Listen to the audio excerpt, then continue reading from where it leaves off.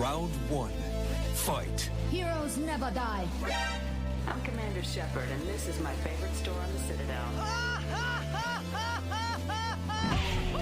I used to be an adventurer like you. Then I took an arrow in the knee.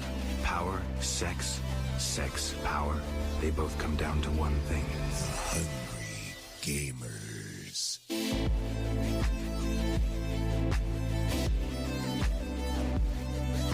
Hello, and welcome, boys and girls, to the 195th episode of the Hungry Gamers podcast. I'm your extremely humble host, Brendan White. You can find me just about everywhere, Brendan 8-Bit. And joining me today, the Bucky Lasek to my Rune Glifberg. You can often find her doing stiffies down at the Halfpipe. You can also find her on the socials at Miss Sally Hart. Miss Sally Hart, how you doing today? Oh, that was a good entry. Every time we start, I always am extremely curious, like what's his twist gonna be this episode? What is he going to refer to me as? And that was a good one. I appreciate that one. It gets tough because I don't take notes on them. I just sort of go off the cuff. So they have a high probability of failing very, very badly. So I loosely stuck the landing, like that initial time that Tony Hawk landed that 900. That's how I felt. Like it was sort of a bit shoddy, sort of went down almost onto his knees, but he stuck it. And that's how I'm feeling right now. Got the fist in the air after a successful landing on that intro. Hey, listeners, guess what we're talking about this episode? Animal Crossing, New Horizons. Oh, guaranteed. But I actually have a confession. I am slowing down the Animal Crossing playing dramatically, actually. It's literally like a wake up, check in on the animals, grab the fossils, grab a DIY, log off, and then at night, just before anything else, log on again and get that last DIY from someone, and then just log off. And it's similar circumstances here in the Brisbane Hungry HQ, where much the same. Like you've sort of broken through endgame, and you've got the island just about how you want it to be for the most part. There's a few minor things you could be tweaking and trying to perfect, but I'm with you. Just jump on, sort of see what the DIYs, check the shop, see if there's any cool items in the shop, cruise around, find the little message in a bottle DIY, and then bust out of there again for another day. And that's no detriment to the game. We've gotten several hundred hours in this game a piece. So but just not much to do now. And I just want more things to do. I'm hoping with some of these next events or with these games, because I'm still clueless of a lot of the back history. Have they brought out DLC or anything, or is it mostly just these timed events based off real world events, like seasonal things? And it's mostly dependent on timed events, or previous events that they had in the other variations of the game. But DLC, I think could be something, especially on this new console and this new generation. But for the most part, it's just seasonal events. Especially on the money they've made with this game. If they're not thinking about making some DLC, they're insane. It is selling like gangbusters still. So I think it's in their best interests and also interests of the players of this game to make some DLC. Give us a bit more heart. Maybe an island expansion where we can get even just 2 more. Give me 2 more villages. Give me some more houses and yards to decorate with a little bit more space. I just need something. Yeah, I can see that. I was going to complain that, I'd like to have more islanders on my island, but I still have that spare 10 spots saved for Hamlet, so... I'm working on that at the moment. I've started doing some testing where bring an islander in and then obviously then force them out, and then on the day of the move out, be like, yo, Hamlet's here, get in quick because he's gone. So I'm working my way through... bringing islanders in only to vote them out at the moment. I feel very cruel. I feel very Tom Nook-like with this tyranny that I'm sort of ruling with here at Sharkfin Island. But hopefully we can have Hamlet on your island in the next few days. All things going well. I appreciate the efforts, dude. That's all right. These are the lengths we go to when we get bored in this isolation life. It's like, what can we do here? What can we do to kill time and feel like we've achieved something today? Become asshole landlords. Yep, just like happening in real life. True. Oh, and one other thing before we pivot off Animal Crossing, I wish they'd give us the opportunity to build or place empty buildings to make them into more stores. I hate the fact you can only do tiny little fence walls and things like that to make your cafes and your restaurants and whatever else. Like, that's one thing I'd love, as little buildings that you could place around the joint. Oh, I see what you mean. Yeah, I've had to improvise with this, like, I think it's called the simple panel, just to and fencing as well. So you gotta do what you gotta do. Yeah, just give me some roofs, because I want to put like another arcade in, but I'm like, I don't want electronics outside, because clearly when it rains they'd break. Like, I'm getting too stuck in the finer details. So Animal Crossing, it's sort of shifting into the back burner status at the moment. But then another game that was sort of on the back burner that's come back to the forefront is a bit of Apex Legends for moi. Season 5 has just dropped this past week with some nice map changes, some nice quality of life improvements. They've brought in another legend. Loba has made her way to the battlefield. And how? She's a hoot. She's a good looking rooster, and she is a hell of a amount of fun to play. A lot of tactics with sort of her abilities. Like, she's got this bracelet you can sort of throw into areas around you, and you'll sort of teleport there. So you can sort of either use that as an escape tool or a tool to sort of circle around your enemies or get to higher ground. And then her ultimate ability is really cool, where she's got her staff and she plants in the ground and it opens up the black market, which in itself is just grabbing all the items within the certain vicinity of where you plant the staff. So instead of having to go and loot the buildings, it just pops up with your shop front, and then you go, okay, I'll grab that gun, I'll grab this item, I'll grab this shield. You can only grab 2 items per person, so you and the squad mates can only grab a maximum of 6 items. But then it stays open too, so if there was another enemy Loba running around, you can jump into that black market if it's not getting used and grab some stuff too. So it's a really cool little device to give you some advantage early on and cut down a lot of that loot time. That is a very unique move. Like, I wonder where they came up with that. Yeah, it's very different. Like, she's classed as like in the same class as Lifeline, who I'm usually typically maining. So they're both more support utility. So I get where it's coming from in that regard, where it's just like, instant pop-up shop from everything in the area. But it's tough because obviously you don't start with your ultimate ready, so you can't just pop it the second you land and get stuff. No. But when you're traversing, most of the regions have already been picked. So it's tough to know when to drop it when you are running into new areas. You just pop it and hope you can get gear and keep moving. Or do you just keep holding it to later in the game to see where there is some areas you come across that haven't been touched yet? So it's sort of a bit of a gamble in that regard. Oh, okay. So you can open shop and have nothing. Yeah. Ooh, yeah. Okay. Yeah. So if you drop it, it's like you see this big sort of transparent bubble when you're going to park it down, that just shows you sort of the read range of the black market. So any building or area that falls in that, it will then pull all those items through. So weapons, mods, ammo, and armor. Still such a curious alt, but okay. Yeah, all right. It's really cool. And just the map change ups, like they've taken out Skulltown and one of the other areas and put like this big like excavation area where they're digging up this big giant like carnivorous dinosaur or reptile fossil thing that's in there, and they've got a like this sort of stunt course area that ties into I'm having a mental blank now. What's the Octane, sort of like a little Octane themed area with jump pads everywhere and like almost like motocross jumps and berms and things. So, but yeah, it's great. I like that they're giving this a constant new coat of paint with these sort of seasonal changes, bringing in new characters, nerfing, buffing, just to make this game still feel fresh. And I'm keen as a bean. I'm feeling pretty good. My KD ratio at the moment, it's like 1.2, which like it's the first time I've had it like in positive on Apex in a good long while. So I'm feeling Apex at the moment. It's been great. I really should return, but it feels like such an effort to get back in there. A lot of grind. Yeah, and I just don't think I'm committed.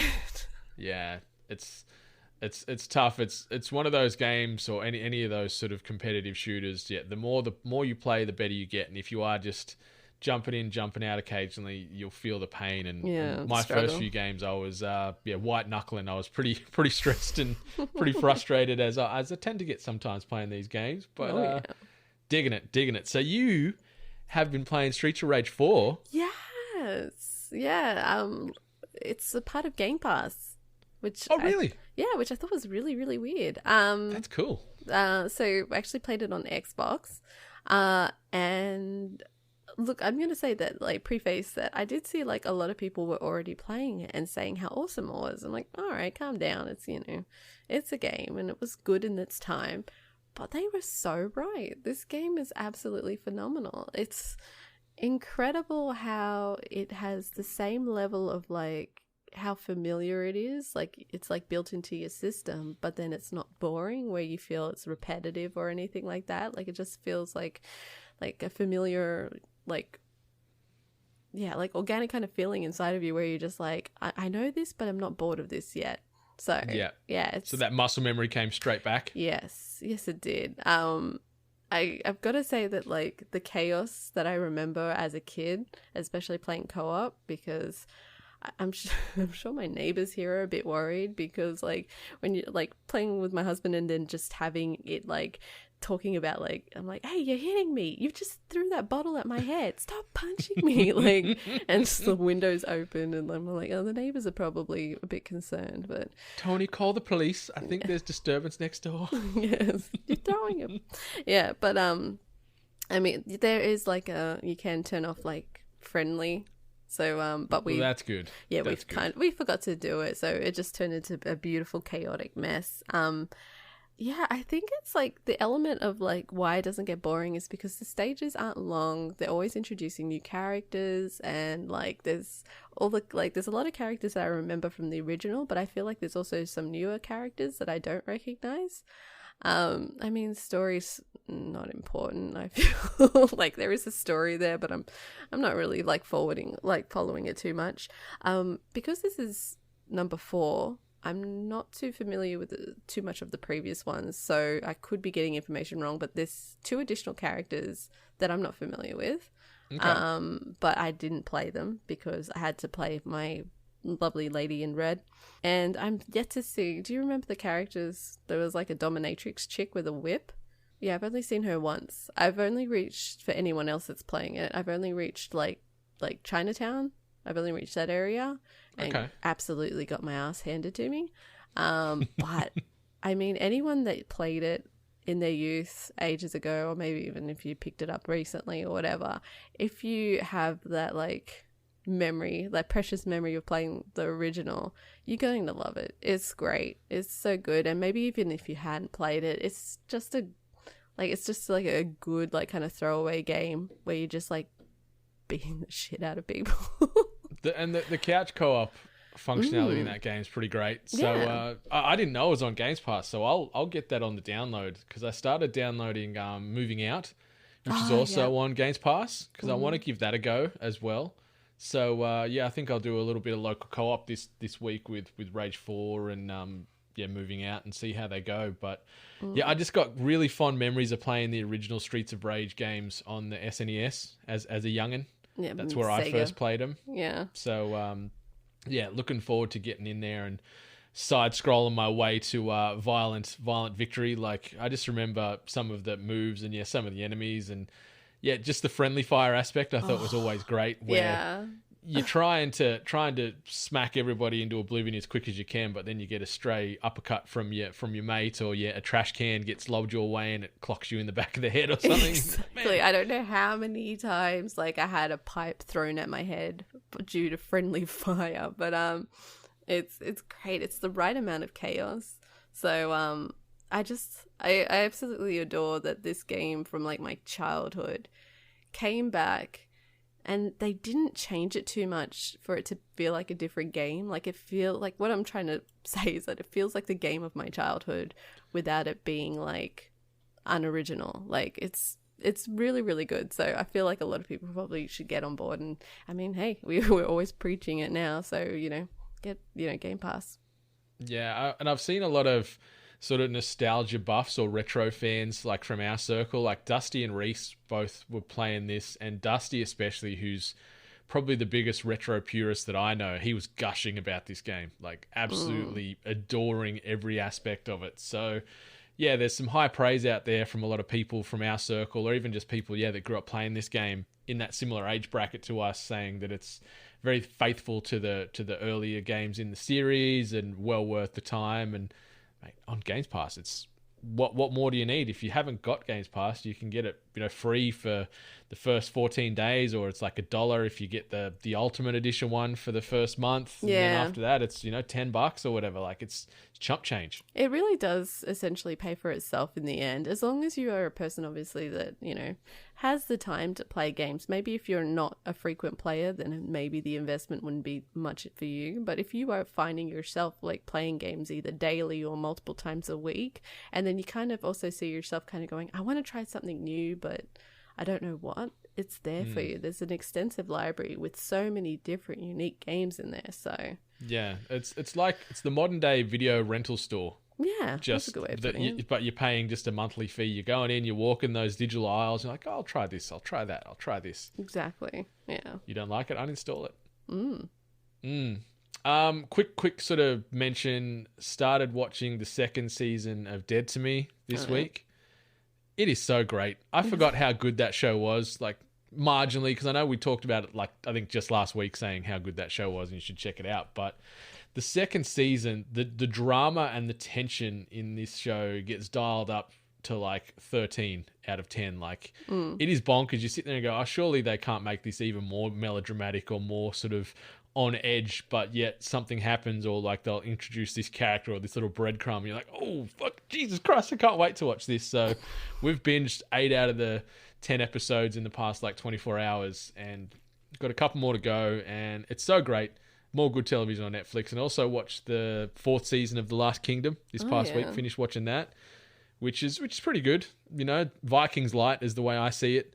It doesn't have the budget and the tone and probably the harshness of Vikings, which obviously is done through history and over here on SBS and what have you. But Last Kingdom's pretty cool. Good acting, just not the quality overall of a Vikings, but still good fun. I really enjoyed that as well. You actually just reminded me. I can't remember what it's called. I don't know if it's Forged in Steel, but my husband's like showing me this show where people make their own swords or blades. Forged in Fire. Yeah. It is so good. I'm all about it. I think this is a spin off that, because they take their blade and then they go through a course, like a circuit where they have to like chop. And was that the one that Goldberg was the host of? Yes. Yeah. And at first I'm like, this is stupid, but now I'm like so it. It's so like good. These like men in their like 40s wearing khaki pants with a polo shirt tucked in, but then they're walking around with this blade slicing the crap out of everything and then roaring at the end. I'm all about it. I'm on board. Like, it is peak reality television at the moment. Like, yes, there is some absolute dumpster fire shows out there, but then there's gems like that where just these Johnny Randos that are blacksmiths or bladesmiths or whatever else they want to typecast them as, building these medieval weapons of war and then taking them to courses and seeing how sharp they are, and if it will kill or if it will cut or whatever else. Like, it's so good. It is so good. There's even the thing at the beginning, but like before they even reach the course, there's a guy that tests it out on like a long stick of bamboo, and if it passes, then he even has to say the cringiest line of, your weapon or your blade makes the cut. Yeah. And it's like, oh. Yeah, you need to check out Forged in Fire as well, which is the one they don't do like the full course, but they do multiple stages of weapon building, and then they do tests of it against like a pig carcass or whatever. And there's like this sort of one of the bladesmith guys, and he does the sort of the kill tests, and then after he's like, your blade will kill, and he does it with like this big smile every single time. It makes my day. It really does. Because I think like this must spawn from my interest. There was this other I think it was the History Channel, where they would put two like gangs against Aztec warriors, and Deadliest Warrior. Is that it? Was that what it's called? Yeah. I loved that show, and it was so good, and then I can't find it anywhere anymore, but maybe I've been getting the name wrong. Deadliest Warrior is that show you're thinking of, and David Wenham, the Aussie guy, that was probably notably I can't remember his character name in 300, the one that loses his eye, that sort of documenting it. He's the vocal host of that thing. So good. I didn't realize that there was this like element of me that just loved like weapons. So I'm gonna have to go down a very dark path, I think. Yeah, and I feel bad. I'm trying to Google it at the same time right now. Man at Arms is one you need to check out on YouTube if you're going down this weapon build path. Man at Arms is a crew in America, and they build the weapons from video games. So they'll build like Cloud's Buster Sword, like in real life, or like Genji's katana out of like obviously real metals and make them into real weapons in real life. So that's one to check out. They'll do like, Thor's hammer and whatever else, all these real weapons or weapons from pop culture, from video games and film, TV and comics. They build them and then try them out as well. So Man at Arms on YouTube is another one to check out. Benny got me onto those guys last year, and that's a journey as well. Oh boy, I'm on a path. It is a great path. It is a great path. Like similar situation with your house. Like Rach and I were big fans of watching Forged in Fire and stuff like that, and just seeing these dudes barely out of high school, or like these old ex-tax agents, and they're like budding bladesmiths making these weapons of war and showing their little home forges when they go home and see their little forge in the backyard or out in the wilderness where they're making all these weapons. It's so good. It's just like, I can imagine like being a neighbor of that person and they're saying, "Oh, Bill's in the garage making a damn sword again." Mm-hmm. Your blade will kill. It's so good. Your blade has made the cut. And then Bill Goldberg hosting that show. Yeah, ridiculous. He's good. Actually, I thought it was going to be really bad, but he's actually a good host. Better than he was doing this other show called like Bull Rush or Bull Run, where it was like a car race across America, and he was the host of that too. Not so good, but yeah, those weapon based ones, chef's kiss. Load them up. All right, quick bit of housekeeping. Obviously, 8bitnation.net, shop8bit.net, 8bit.net, youtube.com/weare8bit, patreon.com/weare8bit. They are your hubs to find all things 8bit related. Obviously, 8bitnation.net is a good central hub with direct access to our Discord, to our Patreon, to our giveaways, to our current competitions. We still do have a few days running for the final content creator pack given to us courtesy of Audio Technica. Simple to get in and get the entry in for that one. All you need to do is send us a photo on the emails, hello@8bit.net, or DM us on the Twitters at weare8bit with a photo of your current content creator setup. And if you don't have one, that's fine. Just send us a photo of your blank studio where this content creator pack could potentially go, and just let us know why you need a sexy Audio Technica upgrade. So simple to enter. Obviously, it is just limited to Australia, New Zealand entrants for now, but we will be doing a future release of this competition in probably about another month's time, which we will open it up to the rest of the world. But anyone listening in ANZ, get your hands on a content creator pack and upgrade that setup. Really easy to do. And once you're done checking that out, obviously audiotechnica.com or audiotechnica.com.au to get yourself some audio-based equipment. We're talking headphones, microphones, gaming headsets, turntables. You want in-ear, you want over-ear, you want noise cancelling, you want Bluetooth. They got it all. The best in audio-based equipment. We've been rocking their gear now for 5 years, and we ain't going to change. It is the best, and it has been looking after us since day one. So let them look after you too. audiotechnica.com or audiotechnica.com.au. And last but certainly not least, be sure to rate, review, subscribe us, as well as all the other podcasts in the hashtag 8bit Collective, as well as all the other podcasts you're listening to on the Reg, because those ratings and reviews help keep the emotional lights on in our hearts. Costs you nothing, takes no time, but helps keep us tracking, helps keep us relevant, helps keep us happy. So thanks in advance for doing that. But let's get into some news. This week's news headlines.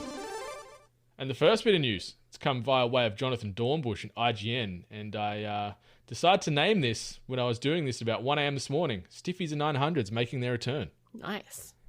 Clearly, I wasn't sure what I had on the brain there. Bit of a combination of things, I'd imagine. But this news article, as I said, by Jonathan Dornbush and IGN, Activision has announced Tony Hawk Pro Skater 1 and 2, a compilation remake of the first two Tony Hawk Pro Skater games developed by Crash Bandicoot Insane Trilogy studio Vicarious Visions, which has a long history with the series. Tony Hawk Pro Skater 1 and 2 will be released for PlayStation 4, Xbox One, and PC via the Epic Games Store on September 4th, 2020, with pre-orders offering fans early access to a demo of the iconic warehouse level. The game is a remake compiling the first two games in the beloved franchise, including all levels, even the secret ones. And IGN spoke with Vicarious Vision studio head Jen O'Neill to learn more about what's new and returning to Tony Hawk's Pro Skater 1 and 2. Tony Hawk's Pro Skater 1 and 2 will introduce some new moves not featured in the original games, like reverts, but Vicarious Visions hopes that the muscle memory of the originals kicks in while playing, and that will be in part because VV employed the original handling code from Tony Hawk's Pro Skater 1 devs Neversoft. We started with Neversoft's original handling code. We started with that as a foundation and then layered on what we needed to do to modernize it, O'Neill said in an interview with IGN. Tony Hawk's Pro Skater will support competitive online play, but the remake will also feature split-screen multiplayer for those who want to play with friends locally.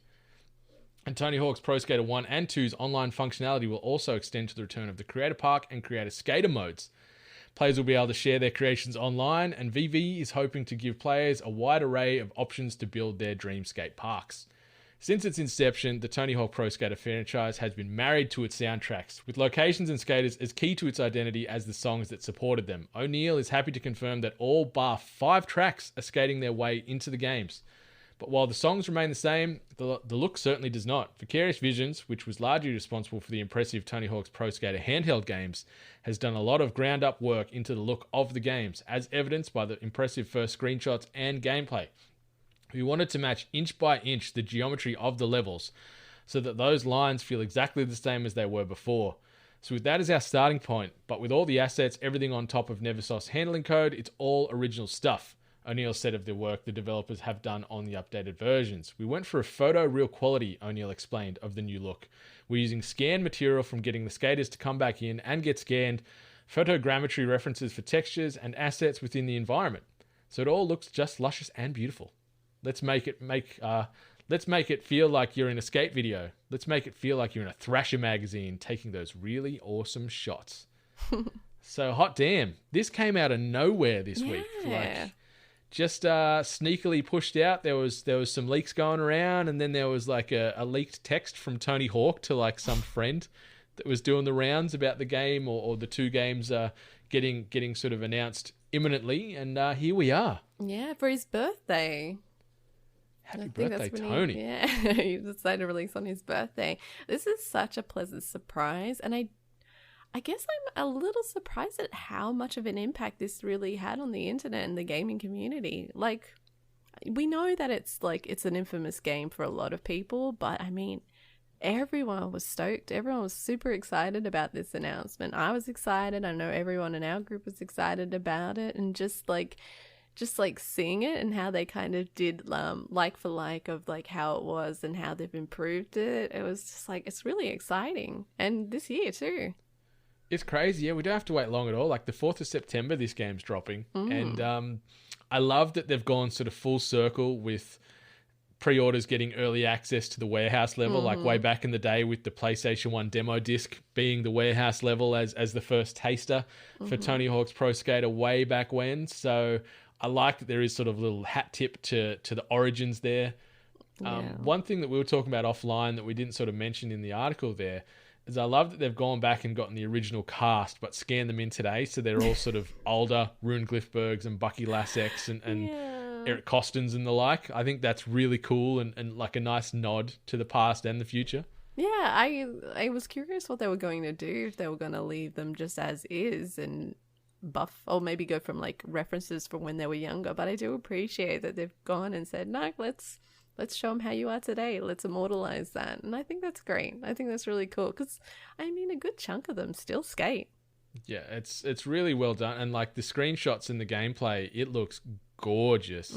Like just seeing sort of when they were doing the side-by-side comparisons of certain areas of certain maps and just like, oh my goodness, there is a lot of improvements here from just a graphical fidelity standpoint. Yeah, like it's funny because like obviously looking at it and thinking about how long ago it was, I'm like, graphically I didn't think it was too terrible. Like for its time, I still think like Tony Hawk was pretty good. But then seeing just like how much they've improved and how much they've like put focus on like graphically and the environments and everything. Like I think they showed you that scene where you rolled down the roof at the school, and just seeing those two side by side, I'm like, wow, like something that I was totally okay with graphically, but then seeing it improved, it's really exciting. Like, how is this experience going to be the second time around? Much like with us saying like with Streets of Rage, like is it going to be that good level of like familiarity with like, you know, that level of freshness as well. So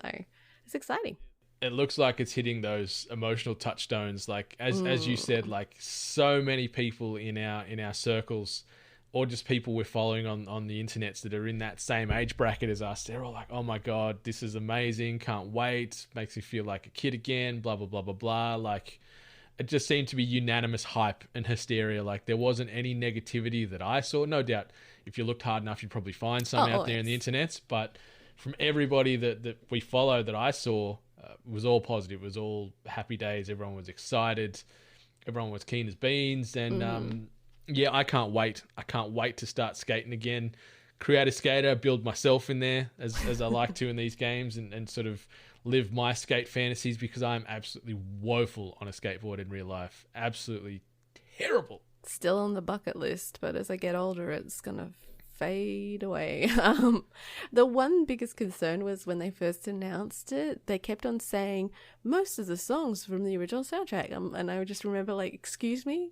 Most, and then I think it was only a bit later when they announced which songs made the cut, and like luckily enough, obviously Superman made it, which is really the main one I cared about, and I doubt they would have fought pretty hard for that one.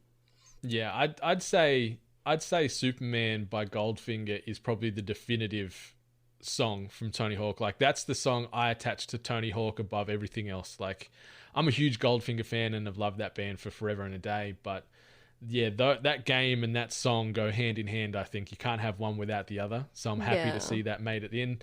There was 5 that got chopped. Committed by Unsane, Psycho Vision by Suicidal Tendencies, Bring the Noise by Anthrax and Public Enemy.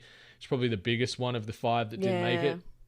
B-Boy Document 99 by The High and Mighty, and then Out With The Old by Alley Life. So that obviously falls into licensing and not being able to sort of get through a couple of those hoops and red tape. Yeah, actually, bringing up the music, it came to my awareness that if I played on Nintendo 64, that's how I got my Tony Hawk experience.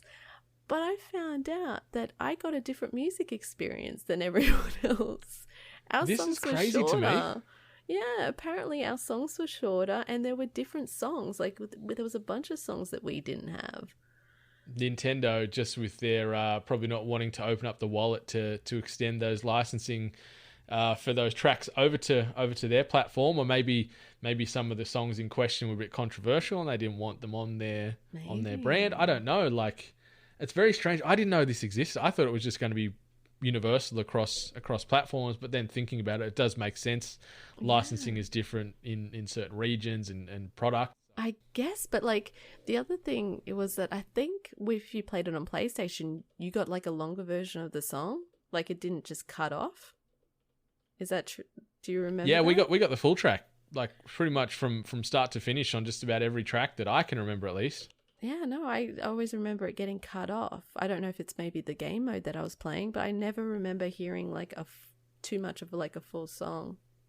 That's a shame. Bloody see, I only played it on the PlayStation, so I never got to experience Tony Hawk on the Nintendo. So, and just thinking about trying to play it on the 64 controller just makes me shudder a little bit. That's my other concern. That's all I know. I know, like, you know, pulling like, you know, the bumpers and everything like that, and working with the D-pad as well with the joystick. And I'm like, shit, I'm gonna have to relearn this game on a different controller. Yeah.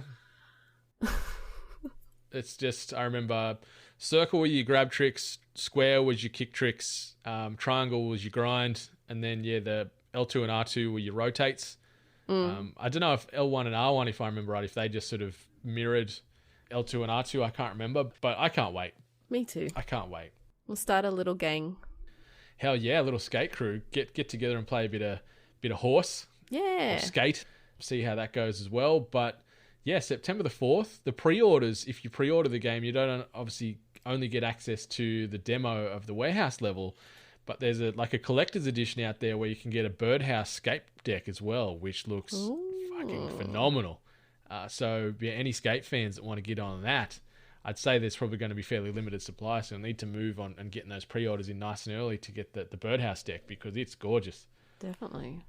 I love skateboards, just in like for the art pieces. Oh, yeah. Like I'm a terrible skater, as I mentioned, but I'd love, ideally, like when a own a house or whatever, like have a nice wall just of skateboards running along a wall with nice art pieces and things like that. But yeah, got me so excited.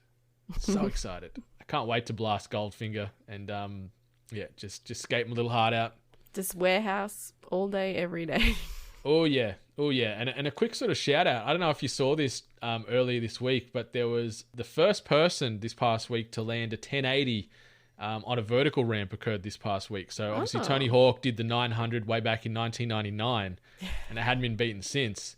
And a 1080 was completed this past week by a Brazilian skater named, I think you pronounce it Guy Curie. Apologies if I've butchered the name. It's Gui and then surname is Khury. Have a guess how old this skater was that was the first to pop a 1080, which is 3 full rotations on a vert ramp. Probably 12. You were close. He's 11. 11 years old, this little bugger, and he's popped a 1080. Like, it's phenomenal. He's hell of a skater. I watched some highlights of him during the week, and this little kid just got no fear. Maybe that's it. Maybe like when you're at that young age and you're indestructible. So that level of like risk that you kind of develop, unfortunately, as you get older, it's like non-existent in the youth. Oh, listen to me. Let me grab my cane. Yeah. Well, that level of risk is also trying to get avoided by Twitch because they have unveiled a new safety advisory council. And this article comes via way of Rebecca Valentine over at gamesindustry.biz. Twitch has announced the establishment of a new safety advisory council with the aim of informing and guiding Twitch on future decisions to improve platform trust and safety. In a blog post earlier this week, Twitch shared that the council will advise on topics such as drafting new policies and updating existing ones, developing new products and features, promoting healthy streaming and work-life balance habits, protecting the interest of marginalized groups, and identifying emerging trends. Members of the council include Deputy CEO of non-profit The Diana Award, Alex Holmes, Director of the Center for Democracy and Technology's Free Expression Project, Emma Lanaso. Apologies for these people on here because there is some names that I may butcher. Florida Atlantic University Professor Dr. Samaya Hinduja, Annie Key Director of Research T.L. Taylor, and content creators Ferociously Steph Lower, Kason Kapanoodle, Kajetchul Zizaran, and Ben Carnage Cassell. Twitch has historically been criticized for a number of issues the Safety Council intends to advise on, including inconsistent application of rules on sexual content that disproportionately penalize women, racist remarks from popular content creators, and failure to protect its content creators from harassment. So, as I said, sorry if I completely butchered some of those names there, but this is interesting. What do you think about this, Miss Hart? I mean, unfortunately, you can't think anything of it until you actually see it in play. It's definitely needed. It's a bit of a concern that they themselves as a company couldn't just initiate the rules that they've put in place and just stick to them. It's not difficult.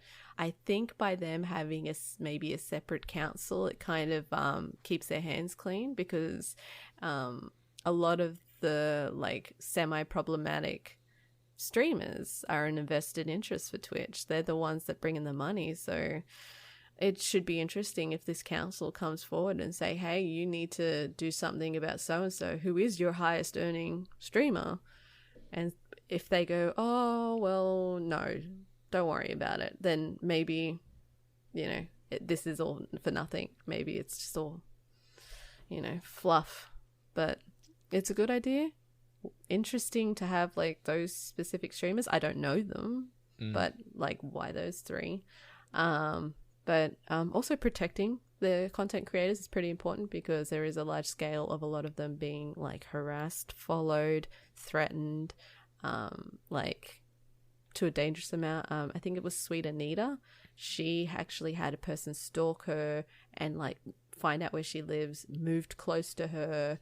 And like she even tried to contact the police, which was to little help. So, there is definitely a safety element that needs to be addressed as well. So, yeah, I think on its grounds, it sounds like a positive step from Twitch because, over the past several years, as we've covered these things more and more here at the THG, like, they just need to be more than a paper tiger, I think is the big thing. Like, it's all well and good that they've got this safety advisory council, and they're bringing all these sort of third-party people as well as a few content creators to try and lead this council, but they need to act when things do arise. Like, I was surprised and sort of talking to Rach about earlier that it wouldn't surprise me at all if like Dr. Disrespect was on this board for some reason, for some stupid tone deaf reason that Twitch, put their meal ticket and their premium money earner at the top of this thing. But yeah, it's going to be interesting to see when the next big issue does arise, how they handle it, what they do as far as the advice and the recommendations they put forward. Does that become public knowledge, or is it just they'll table documents and recommendations and then just present it to Twitch and that's all that occurs? Like, is this going to be shared in the public domain so we can see exactly what they're doing and recommending, or is this going to be a bit more of just a fluff piece where Twitch is saying, look at us, we're trying to make positive change here and we're going to crack down on all these bad streamers and all these bad viewers that are causing unrest and strain and whatever else to this platform. So yeah, I don't know. It sounds interesting, but we'll see what comes of it. If it is more than just a title, if they do have some weight, if Twitch will change some of their policies, or if they'll actually punish some of their meal, like their breadwinners, deservedly so, or if it just becomes more of the same. So exactly. I don't know. Time will tell. Time will tell. But time also told us this past week about what Ghost of Tsushima is about, because our last bit of news on the docket today comes via way of Matt Wales at Eurogamer. Ahead of its 17th of July launch on PlayStation 4, Sony has offered a closer look at developer Sucker Punch's open-world samurai adventure Ghost of Tsushima, and if there was any doubt left after previous showings, it looks utterly breathtaking. At its heart, Ghost of Tsushima appears to be a fairly traditional open-world adventure, enabling players to explore their titular island, engaging with enemies along the way. There are two paths to the action: the samurai path, which sees protagonist Jin entering direct confrontations with opponents, and the ghost path, which offers a more stealthy approach to challenges. The former gives players access to a range of combat stances, with different stances proving more effective against different enemies, and sword play is built around needing to parry enemies at the last possible moment in order to break their defenses. As for the stealth, its usual game of sneaker-in distractions, with players able to toss firecrackers, ring bells, or drop smoke bombs to get the slip on opponents, grappling to higher ground if needs be. Indeed, Ghost of Tsushima is gorgeous, packed with endlessly arresting vistas that forever dance and sway in the wind. All shimmering blades of grass, swirling leaves, drifting fog, and flexing boughs. There are fields of rich deep greens pocked with starkly coloured flowers, mountaintop shrines bathed in yellow blossoms, mist-shrouded lakes, moonlight-hued settlements, and more, and it's never less than stunning. Better yet, Sucker Punch is doing its damnedest not to distract from that beauty by incorporating navigation mechanics integrated naturally within the world. Sony's latest livestream showcasing the guiding wind, for instance, a more immersive take on your usual objective marker, with its directional gusts pointing players towards their next chosen destination. And for those that thrill in off-the-beaten-path exploration, subtle visual cues, whether they be smokestacks, unusually shaped trees, or wild animals, are used to tease players to points of interest. Foxes, for instance, will lead players to shrines where minor charms can be found. There's certainly a touch of The Witcher 3 about Tsushima's horseback exploration and scavenging, but again, that's hardly a poor core to build your own unique action around. Elsewhere, Sucker Punch gave a brief look at charms used to increase the potential of different abilities, and at armor sets, each offering different mechanical advantages and customizable using dye flowers. There's also a photo mode featuring familiar options such as color grading and depth of field, as well as more exotic additions, including the ability to adjust wind direction and particle effects, adding drifting fireflies or dancing leaves at will. Rounding off today's closer look at Ghost of Tsushima, Sucker Punch confirmed a Japanese voice track will be available for added authenticity, and those wishing to lean into the game's samurai movie aesthetic can opt for Samurai Cinema Mode, which increases the wind, adds a stark black and white filter, and amplifies film grain. More will be revealed, according to the developer, in the run-up to the release on July 17th. Holy moly! So this was a 18 or so minute trailer / demo / information session provided by Sucker Punch that dropped via the Sony channels this past week. What do you think about this? You've watched the video, you've seen what it's about. Are you excited? Where you at? I'm in a mix of feelings. Firstly, the game is like the environment is absolutely stunning. Like they couldn't have picked a more beautiful landscape, and just also like contrasting landscapes. Like there's a bit of the dull darkness that they have, but then there's these absolutely beautiful, colorful, like with all the petals or like leaves just flowing in the wind, and you know, the like ancient temples and everything. It's gorgeous. I think at some occasions the game kind of had a disadvantage on like very like high contrast, or like too much light entering a scene, where sometimes the quality looked a bit kind of like bleh. But for the most part, like it is pretty stunning throughout, and just like also the interactive like nature kind of like with environments and with you, and then running through fields and just seeing the motion. And it is a breathtaking game. Like it is absolutely stunningly beautiful. Gameplay wise, I'm not too sure how I feel. I am more into the stealthy element, being like an old Tenchu fan. So I'm not too sure how I'm going to feel about maybe going down the samurai route. So, but seeing it, it still looks pretty cool. Still looks pretty fun to play. So, I mean, I'm still excited for it. It looks gorgeous. Yeah, I'm extremely excited, and full spoilers. It was my first round vote in the 8-bit Invitational that we did with our fantasy video game draft for the year. So it's my vote for Game of the Year so far, and seeing this 18 or so minutes of gameplay and cinematics did not sway that opinion. It looks stunning. I'm with you, like massive Tenchu vibes, and if I can play Tenchu or something close to that mixed with a little bit more of that samurai realness. I like that there's the stance options, which just makes you think of like Bushido Blade and a few other like God, what's that sort of online PvP battler that Ubisoft released where you can play as Vikings and samurai and For Honor? For Honor. That's it. God, I'm blanking today. Like, it remind me a little bit of that with the different stances and the different way to go about sort of parrying and knocking down your enemy's guard. So I really like that it's more than just a hack and slash where you're just sort of pressing, I don't know, square for your low attack and triangle for your high attack, for example. So I like that there's some strategy there, so you can have them really cool traditional sort of samurai battles where you are in the cane fields or whatever, and you've got the sun rays behind you, making them real cinematic shots.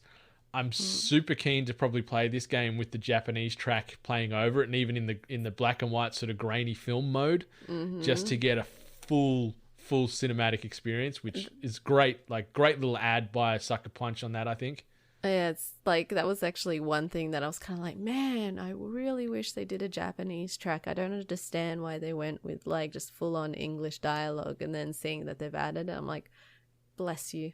Bless you, Sucker Punch. You thought of everything. They really did. And like the attention to detail where you're seeing Jin walking around these various environments, and just the wind playing with certain elements, or the light, or just sort of pollen and as you were talking about, like leaves and things, just sort of all living within this world. Like, it's a very realized island that you're going to be running around on. It's very very focused, I think, from the ground up. Like, they've taken a lot of time and care into making sure every element is there because it's meant to be. And I like that there isn't the traditional map with the arrow, you know, go this way or go that way. Like, they're playing with the wind paths and things to show you which way to go. Just little nods like that, so it won't break that cinematic experience that we're talking about. Yeah, like, I know that I haven't actually played The Witcher 3, but actually seeing them make a reference of The Witcher 3, like, I've watched gameplay of Witcher 3, and I did definitely see, like, little elements where I'm like, you know what, I feel like a lot of fans of the Witcher franchise, they would definitely be into this, because there's a lot of familiarity between it, like, gameplay-wise, that I think, you know, translates between them both. So, yeah, it looks incredible. I really hope that, like, you know how sometimes with those games that are usually quite visually stunning and have a few, like, I don't want to call them gimmicks, but things that make them relatively unique, sometimes they don't have enough to draw player through the entire gameplay. So I just hope it's, like, successful from start to finish. Me too. And on that Witcher front, like, I certainly can see where the comparisons are coming from. I just hope that Jin's horse handles better than Roach does in the Witcher franchise, because it's like trying to sort of steer a tank around sometimes on the back of poor old Roach. So hopefully Jin's horse is a little bit more flexible and fluid in their movements. But yeah, I cannot wait. I'm very excited that it's coming out in literally 2 months' time. Just looking at the date now, 17th of May here. Yeah. So 2 months' time, we're getting this. And obviously in between that, we're getting The Last of Us Part 2 next month. So the next 8 weeks is Sony season. That's for damn sure. Like, 2 of the biggest games of 2020, PlayStation exclusives, both popping up within the next 8 weeks, or obviously when The Last of Us drops, within 3.5 to 4 weeks, we're going to have 2 huge franchises making their way to consoles. That kind of sucks. But I feel like a lot of fans of, I guess, of Last of Us, I actually don't know how long the previous game was, but I feel like people will probably be churning through that within a week. So I think so. So. I'm debating trying to take a day off work or something, or 2 days off work, and just cramming through it just so I can get my fix, get my Joel and Ellie fix, and see what's happening there in Naughty Dog world. Yeah, I just feel like with Ghost of Tsushima, I'm going to be my typical self where I say F you to the main story, and I'm just going to be side questing and just traveling here and traveling there. So running around patting foxes. Exactly. Riding horses with the birds. I love that has become such a key pillar of games these days. Like, you see an animal, it's like, can you pat it though? Yeah. Can you pat it? Oh, you can? Okay, I'm buying this game. Yeah, sold. But I cannot wait. July 17th, Ghost of Tsushima. It is going to be, I think, a day one purchase for most people out there, and probably one of the best games of 2020 when it's all said and done. I think it's going to review really well if it delivers on what they're showing in this 18-minute demo and gameplay. I think we're looking forward to a very, very good experience come July 17th. And mate, it's an early birthday present for me. My birthday's 3 days later. So huzzah. It's a heavy year for Game of the Year. Oh yeah. It's a good year for gamers. Shit year for the rest of the world with COVID and everything else. But anyone wants to stay home and game, perfect time to be alive.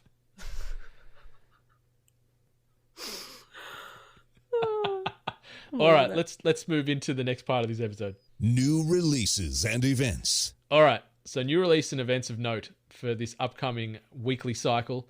I wanted to highlight the game Maneater, which is making its way to PlayStation 4, Xbox One, Nintendo Switch, and the PC on the 22nd of May 2020. You play the role of a shark, and you're pretty much just trying to eat as many things as you can. You're cruising around the canals, you're cruising around the beaches, and you're just eating fish, eating people, living your best Jaws life. It looks so great. It looks so over the top, and it looks like something that would belong releasing on like the earlier PlayStations and Xboxes. You know, there's them crazy zany games that you sort of see more frequently back in previous gens.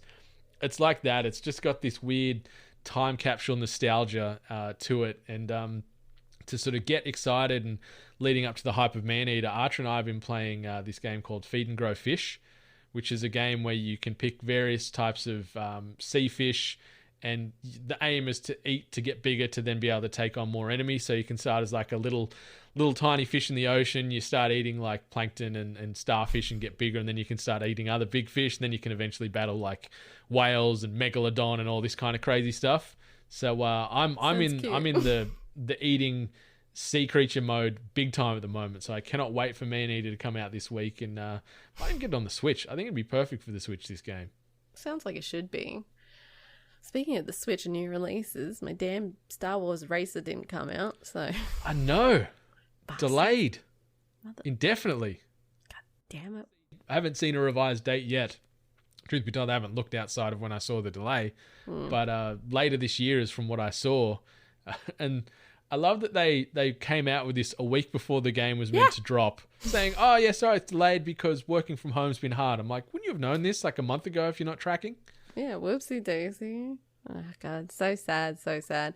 But in regards to what they've been like mentioning that's coming out, Golf with Friends appeared on my Switch releases, and I'm like, oh, that seems like a really decent game to actually put on the Switch. So Golf with your friends is something I might end up downloading in its place. Nice. Golf with Friends, or you could get Mafia 2, the definitive edition, which comes out on May the 19th. Yeah, A lot of Mafia nice. hype this week. I know we didn't talk about it in the news, but sort of the Mafia bloody trilogy getting remastered and pimped out for 2020. Like, graphically, another chef's kiss. Looked awesome. Yeah. Latest Mafia that came out about 2 years or so now, it's kind of shitty, but the original 1 and 2, which was set in sort of the earlier time periods, was phenomenal. So, get hyped for that, Mafioso fans. Yeah. But let's move into the last part of the pod. Tweet of the week. This one comes via way of Aussie boy, Skill Up YT or Skill Up YouTube. And the tweet reads, "It is absolutely wild that even after spending millions on talent and a literal pandemic locking people inside and chaining them to their screens, Mixer picked up 0.2% in a market that grew 99%. So this relates to statistics that were shared this past week, where the live streaming industry is having its moment with 99% year-over-year growth. And it highlights Twitch, it highlights YouTube gaming, Facebook gaming, and Mixer. And sort of looking at the year-on-year growth percentages, at the bottom, Mixer 0.2%, Facebook gaming 238%, YouTube gaming 65%, and then Twitch 98%. So that ties into, hang on.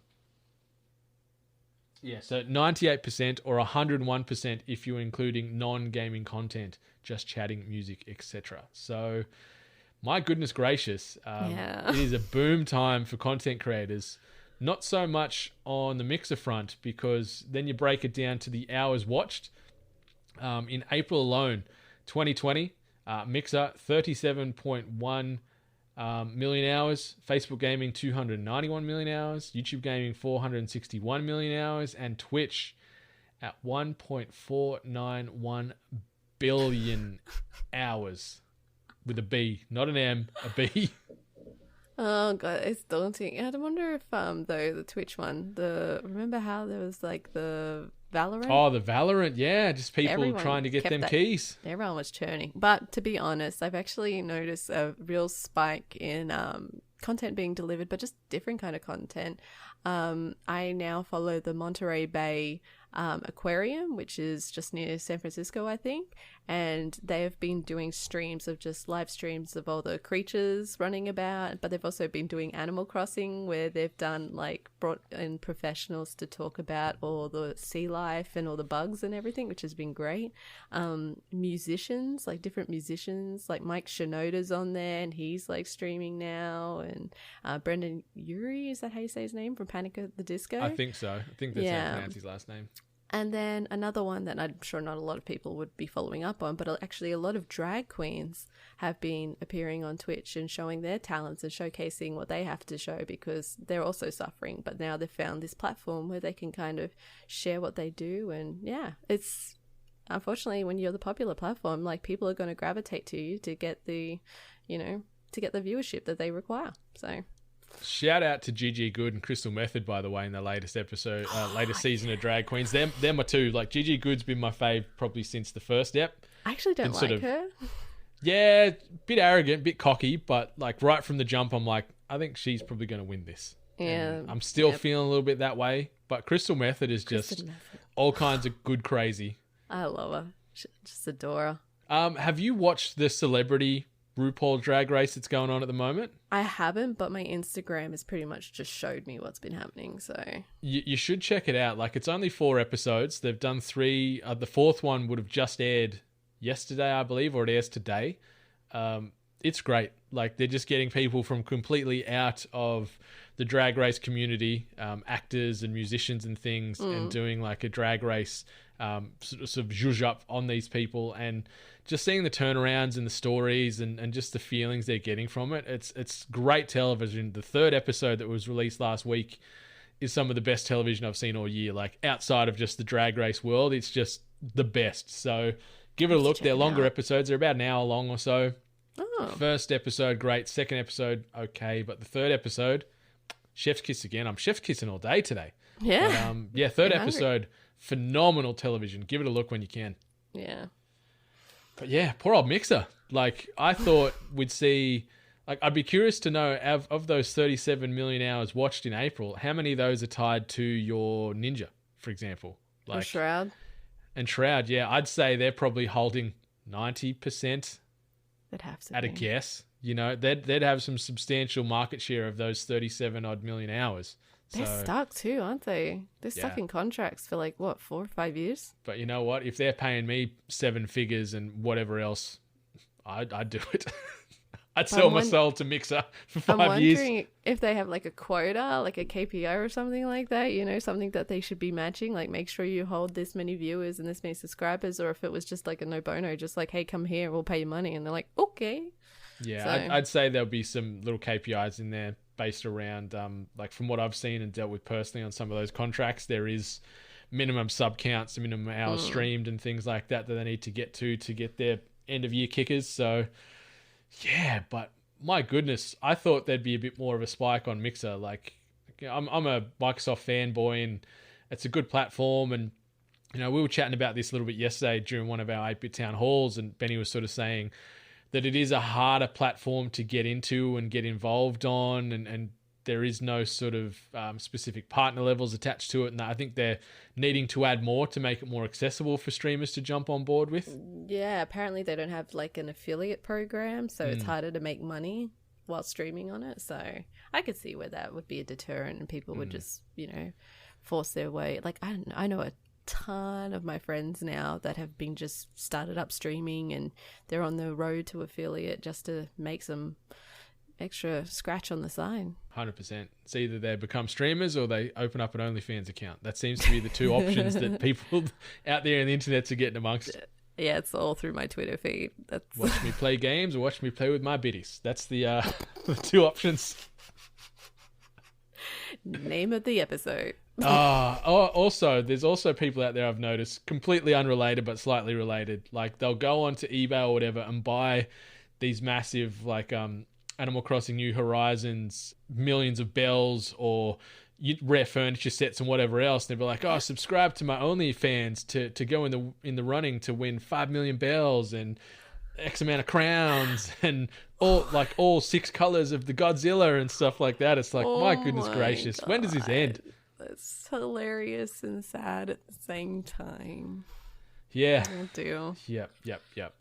But yeah, this has been episode 195 of the Hungry Games podcast. Anything else you want to say before we close this place up for another week, Miss Hart? I know we didn't talk about it, but there was the PS5 Unreal Engine video short thing that they did. I don't know if you watched it. I saw most of it and was like, okay, it looks cool, but I don't know, it didn't really sell me on anything. Yeah, I watched it and it looked great. The Unreal 5 engine looks pretty special, and the real-time demo they showed was Lumen in the land of nanite, and that ties into some of the technologies. So nanite is the new virtualized micro polygon geometry technology that they've got in there, and then Lumen, which is a fully dynamic global illumination solution that immediately reacts to scene and light changes. Okay. So Lumen is short for luminous flux, which is tied into typically a number system that shows light levels within a scene. That's just something I deal with from my 9-to-5 stuff. But yeah the tech demo looked nice, but it was a tech demo. Like, everyone's like, oh my God, next gen is here. And it's like, yeah, but PCs can show this kind of graphical fidelity now. Like, if you've got one that's beastie enough, like, yeah. And yes, it is running on a PS5. And it probably could have ran on a Series X. This demo could have ran on a PC. But yeah, it got me excited. But at the same time, this is probably some tech that we're not going to see fully realized for several years. Like properly implemented into game for a few years. Yeah, like I know what they were trying to do with it, but like for the most part, if it was like a sales point, it didn't change my opinion. It was cool to see.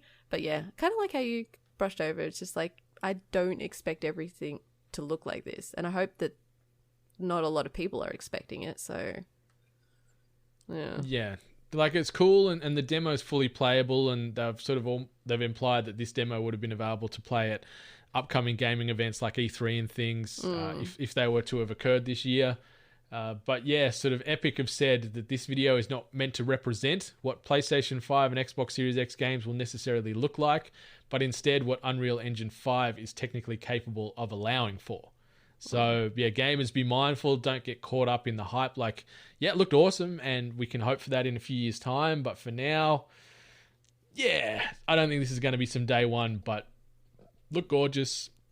I love that they're still doing away with loading screens, with the whole sort of squeezing through small spaces that we see in a lot of games these days to hide the loading in game. But it was cool to see, and just keeps getting that hype rolling for next gen, which is we're going to be seeing within the next 5 months.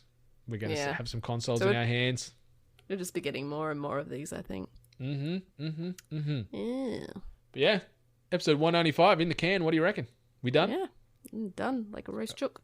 All right. Well, 8-Bit Nation, until next week, where we are back for the world first 196 of the Hungry Gamers. Stay safe out there. Much love.